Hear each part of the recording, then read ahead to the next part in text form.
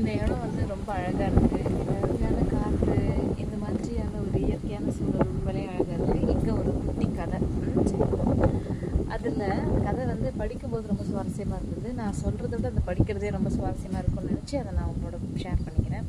தன்னை சுடும் ஒரு குட்டி கதை. ஒரு கிராமத்தில் கந்தசாமி என்பவர் வாழ்ந்து வந்தார். அவர் வீட்டு தோட்டத்தில் ஒரு முருங்கை மரம் இருந்தது. வாரம் ஒரு முறை முருங்கைக்காய்களை பறித்து பையில் நிரப்பி தோளில் வைத்துக்கொண்டு 9 கிலோமீட்டருக்கு அப்பால் இருக்கும் டவுன் வரை நடந்து சென்று ரெகுலராக ஒரு மளிகை கடையில் விற்றுவிட்டு வருவது வழக்கம்.